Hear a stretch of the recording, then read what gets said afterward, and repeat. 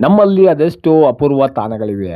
ನೋಡಿದ ತಕ್ಷಣ ನಮ್ಮಲ್ಲಿ ಅಚ್ಚರಿ ಮೂಡಿಸುವಂತಹ, ಹುಬ್ಬೇರಿಸುವಂತೆ ಮಾಡುವ ಸಾಕಷ್ಟು ಸಂಗತಿಗಳು ಈ ಭೂಮಿ ಮೇಲಿವೆ. ನಮ್ಮನ್ನ ಬೆರಗುಗೊಳಿಸುವುದರಲ್ಲಿ ಈ ಭೂಮಿ ಯಾವತ್ತೂ ಹಿಂದೆ ಬಿದ್ದಿಲ್ಲ.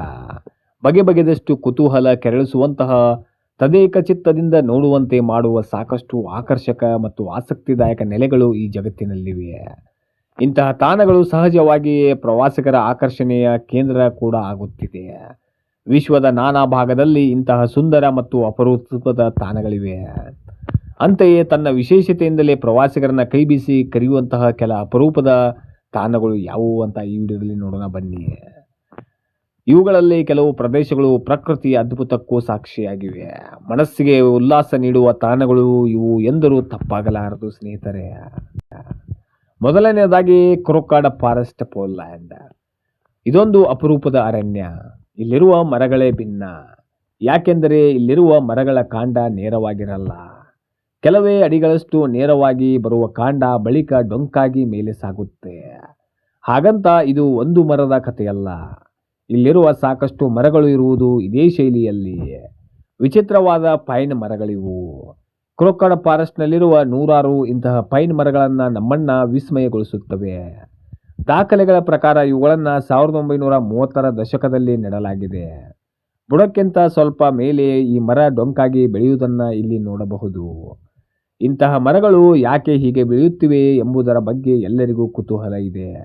ಈ ಮರಗಳು ವಕ್ರವಾಗುವಂತೆ ನಿರ್ದಿಷ್ಟ ತಂತ್ರ ಅಥವಾ ಸಾಧನಗಳನ್ನು ಬಳಸಲಾಗಿತ್ತು ಎಂದು ಕೆಲವರು ನಂಬುತ್ತಾರೆ. ಆದರೆ ಇನ್ನು ಕೆಲವರು ಚಳಿಗಾಲದ ಚಂಡಮಾರುತದ ಕಾರಣದಿಂದ ಇವುಗಳು ಈ ರೀತಿ ಬೆಳೆದಿವೆ ಎಂಬುದನ್ನು ನಂಬುತ್ತಾರೆ. ಆದರೆ ಕಾರಣಗಳೇನೇ ಇದ್ದರೂ ಈ ಮರಗಳು ಈಗ ಎಲ್ಲರ ಕುತೂಹಲ ಕೆರಳಿಸಿದ್ದಂತೂ ಸತ್ಯ. ಮತ್ತು ಮುಂದಿನದಾಗಿ ಅಚ್ಚರಿ ಮೂಡಿಸುವ ದ್ವೀಪ. ಚಿಲಿಯಲ್ಲಿರುವ ದ್ವೀಪವಿದು. ಇಲ್ಲಿ ಸುಮಾರು 900 ವರ್ಷಗಳ ಹಿಂದೆ ನಿರ್ಮಿಸಲಾದ ಕಲ್ಲಿನ ಕೆತ್ತನೆಗಳಿವೆ. ಈ ದ್ವೀಪ ರಾಪಾ ನೂಯಿ ನಾಗರಿಕತೆಯನ್ನ ಹೊಂದಿತ್ತು. ಈ ಸಂದರ್ಭದಲ್ಲಿ ಕೆತ್ತಲಾದ ಕಲ್ಲಿನ ಪ್ರತಿಮೆಗಳು ಇವು ಎಂದು ಹೇಳಲಾಗುತ್ತೆ. ಇದನ್ನ ಮೂಯಿ ಎಂದು ಕರೆಯಲಾಗುತ್ತೆ. ನೂರಾರು ಇಂತಹ ಪ್ರತಿಮೆಗಳು ಇಲ್ಲಿವೆ. ಸರಾಸರಿ 13 ಅಡಿ ಎತ್ತರ ಮತ್ತು 14 ಟನ್ ತೂಕದ ಇರುವ ಪ್ರತಿಮೆಗಳು ಇವುಗಳು. ಈ ಪ್ರತಿಮೆಗಳು 1722ರಲ್ಲಿ ಮೊದಲ ಬಾರಿಗೆ ಈ ದ್ವೀಪಕ್ಕೆ ಬಂದಿದ್ದ ಯುರೋಪಿಯನ್ ಪರಿಶೋಧಕರನ್ನ ಬಹುವಾಗಿ ಆಕರ್ಷಿಸಿದ್ದವು. ಆದರೆ ಈ ಪ್ರತಿಮೆಗಳನ್ನು ಯಾಕೆ ಕೆತ್ತಲಾಗಿತ್ತು ಮತ್ತು ಅವುಗಳನ್ನು ಇಲ್ಲಿ ಯಾಕೆ ಇರಿಸಲಾಗಿದೆ ಎಂಬುದಕ್ಕೆ ಇದುವರೆಗೆ ಯಾವುದೇ ಸೂಕ್ತ ದಾಖಲೆಗಳು ಲಭ್ಯವಾಗಿಲ್ಲ.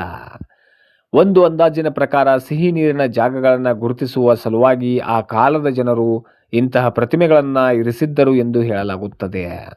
ಸಹಜವಾಗಿ ಈ ಜಾಗ ಇಂದಿಗೂ ಎಲ್ಲರಿಗೂ ಕುತೂಹಲದ ಮೂಟೆಯಾಗಿದೆ ಸ್ನೇಹಿತರೆ. ಮತ್ತು ಮುಂದಿನದಾಗಿ ನಿಗೂಢ ಗೊಂಬೆಗಳ ದ್ವೀಪ. ಮೆಕ್ಸಿಕೋ ದೇಶದಲ್ಲೊಂದು ನಿಗೂಢ ದ್ವೀಪವಿದೆ. ಇಲ್ಲಿ ಕಾಣಿಸುತ್ತದೆ ಚಿತ್ರ ವಿಚಿತ್ರ ಗೊಂಬೆಗಳು. ಯಾವ ಗೊಂಬೆಗಳು ಸುಸ್ಥಿತಿಯಲ್ಲಿ ಇರುವುದಿಲ್ಲ. ಒಂದೊಂದು ಗೊಂಬೆಗೆ ರುಂಡವೇ ಇಲ್ಲದಿದ್ದರೆ ಇನ್ನೊಂದು ಗೊಂಬೆಗೆ ಕೈಕಾಲು ಇರುವುದಿಲ್ಲ. ಮತ್ತೊಂದಕ್ಕೆ ಕಣ್ಣು. ಕೆಲವೊಂದು ವಿಚಿತ್ರ ಮುಖಭಾವದ ಗೊಂಬೆಗಳು. ತಕ್ಷಣಕ್ಕೆ ಕಂಡಾಗ ಎಂತಹ ಗಟ್ಟಿ ಗುಂಡಿಗೆಯೋರು ಒಂದು ಕ್ಷಣ ನಡುಗಿ ಹೋಗುವಂತಹ ವಾತಾವರಣವಿದು. ಇದೇ ಕಾರಣಕ್ಕೆ ಈ ಕಾಡು ಭಯ ಸೃಷ್ಟಿಸುವ ತಾಣವಾಗಿದೆ. ಹಾಗಂತ ಗೊಂಬೆಗಳನ್ನ ಹೀಗೆ ಜೋಡಿಸಿಡಲು ಈಗ ಇಲ್ಲಿ ಜನರಿಲ್ಲ. ಆದರೂ ಇಲ್ಲಿ ಗೊಂಬೆಗಳ ಸಂಖ್ಯೆ ಜಾಸ್ತಿಯಾಗುತ್ತಿದೆ. ಇಂತಹ ನಿರ್ಜನ ಮತ್ತು ಭಯಾನಕ ಕಾಡಿನಲ್ಲಿ ಇಷ್ಟು ಪ್ರಮಾಣದಲ್ಲಿ ಗೊಂಬೆಗಳು ಇರುವುದಾದರೂ ಯಾಕೆ ಮತ್ತು ಹೇಗೆ ಎನ್ನುವುದೇ ದೊಡ್ಡ ಕುತೂಹಲ.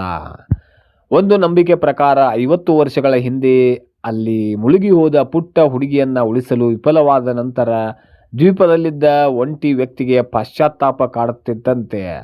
ಹೀಗಾಗಿ ಈ ಹೆಣ್ಣು ಮಗುವಿನಗಾಗಿ ಈತ ಗೊಂಬೆಗಳನ್ನ ನೇತಾಡಲು ಆರಂಭಿಸಿದ್ದಾಗಿ ನಂಬಿಕೆ ಇದೆ. ಅದು ಅಲ್ಲದೆ ಈ ಹುಡುಗಿಯ ಆತ್ಮ ಇಲ್ಲಿ ಸಂಚರಿಸುತ್ತಿದೆ ಎಂಬ ನಂಬಿಕೆಯೂ ಕೂಡ ಇಲ್ಲಿಯ ಜನರದ್ದು. ಮೆಕ್ಸಿಕೋ ನಗರದಿಂದ ದಕ್ಷಿಣಕ್ಕೆ ಕ್ಸುಚಿಮಿಲ್ಕೋ ಸನಿಹ ಇದೆ ಈ ಜಾಗ. ವಿಶ್ವದ ಅತ್ಯಂತ ಭಯಾನಕ ದ್ವೀಪ ಎಂಬ ಹಣೆಪಟ್ಟಿ ಕಟ್ಟಿಕೊಂಡಿರುವ ಈ ಜಾಗದ ಹೆಸರು ಲಾಲ್ ಇಸ್ಲಾ ದೆ ಲಾಸ್ ಮ್ಯೂಸಿಕಾ. ಇಂಗ್ಲಿಷ್ನಲ್ಲಿ ಇದೇ ದ್ವೀಪವನ್ನ ಐಲ್ಯಾಂಡ್ ಆಫ್ ಡಾಲ್ಸ್ ಎಂದು ಕರೆಯುತ್ತಾರೆ. ಬಹಳ ವರ್ಷಗಳಷ್ಟು ಕಾಲ ಈ ಕಾಡಿನ ಬಗ್ಗೆ ಹೆಚ್ಚಿನವರಿಗೆ ಗೊತ್ತಿಲ್ಲ. ಆದರೆ 1990ರಲ್ಲಿ ಇಲ್ಲಿನ ಗೊಂಬೆ ಕತೆ ಜನರಿಗೂ ಗೊತ್ತಾಗಿತ್ತು.